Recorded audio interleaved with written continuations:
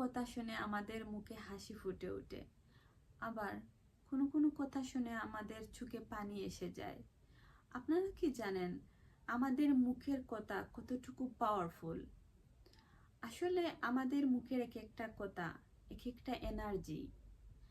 কোনো কোনো কথা আমাদের মানসিকভাবে শক্তিশালী হতে সাহায্য করে, আবার কোনো একটা কথা আমাদের ভেঙে চুরমার করে দেয়।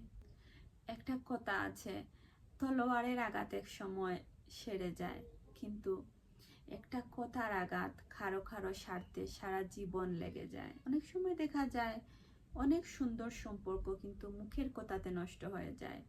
আবার এই কথার মাধ্যমেই অনেক সম্পর্ক সুন্দর হয়ে যেতে পারে। খেয়াল করে দেখবেন, আমরা কিন্তু আমাদের সেই আত্মীয়টিকেই বেশি পছন্দ করি যিনি আমাদের অনেক মায়া করে সুন্দর করে কথা বলেন।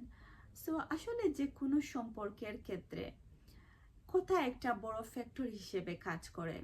সত্যি কথা বলতে আমাদের কথা বলা শিখতে হয়তো 2 থেকে 3 বছর সময় লাগে, কিন্তু কিভাবে কথা বলতে হবে এবং কোন জায়গায় কোন কথা বলতে হবে এই বিষয়টা শিখতে শিখতে কারো সারা জীবন লেগে যায়। ধরুন, একটা ছোট বাচ্চাকে যদি আপনি বারবার বলতে থাকেন, তোমাকে দিয়ে কিছু হবে না, তুমি অন্য সবার মতো ফার্স্ট হতে পারছো না, তোমার বয়সী সবাই কত ভালো করছে তাদেরকে দেখো, তোমাকে দিয়ে আসলে কিছুই হবে না, আপনি যদি বারবার এই কথাগুলো বলতে থাকেন, তাহলে এই কথাগুলো শুনতে শুনতে সে এক সময় বিশ্বাস করা শুরু করবে যে তাকে দিয়ে আসলেই কিছু হবে না, সে কিছুই করতে পারবে না।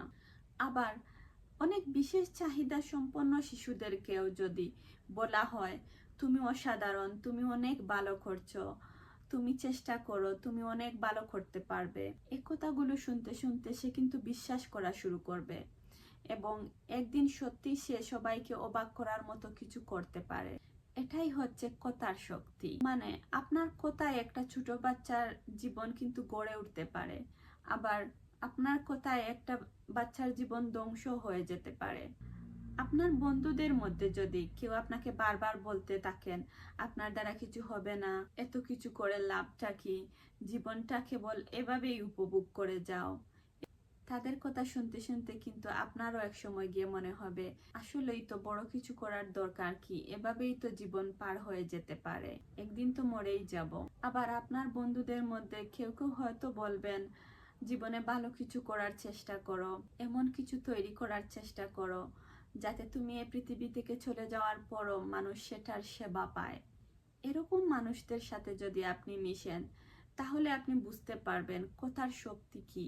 আসলে কথা হচ্ছে একটা ওয়েপন, কথা মানুষের আত্মাকে স্পর্শ করতে পারে। তাই আমাদের অলওয়েজ সচেতনভাবে কথা বলা উচিত। নিউরোসায়েন্স বলে আমাদের ব্রেইনের একটা ওয়ার্কিং স্ট্রাকচার আছে। আমরা যখন বারবার একটা কথা নিজেদেরকে শোনাতে থাকবো, ব্রেইন এটাকে নিয়ে একটা বাস্তবতা তৈরি করবে।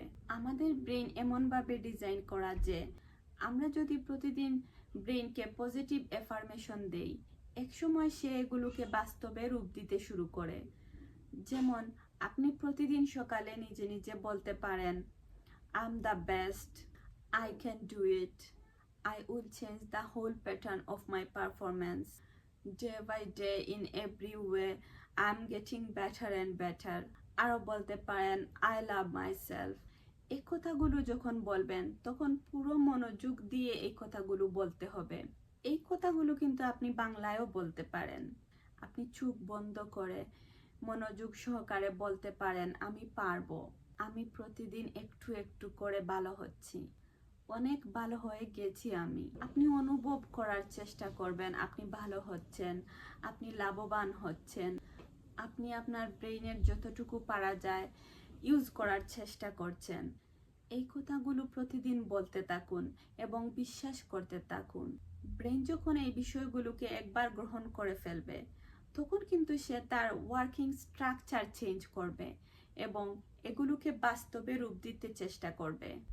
সো আমরা যখন কথা বলি তখন আমাদের সচেতন থাকা উচিত যে আমাদের মুখের কথা দিয়ে বা আমাদের প্রয়োগ করা শব্দ দিয়ে আমাদের আশেপাশের মানুষগুলো আঘাত পাচ্ছেন কিনা বা কোনো কষ্ট পাচ্ছেন কিনা। আমাদের আশেপাশের মানুষগুলো যেন আমাদেরকে নিরাপদ মনে করেন।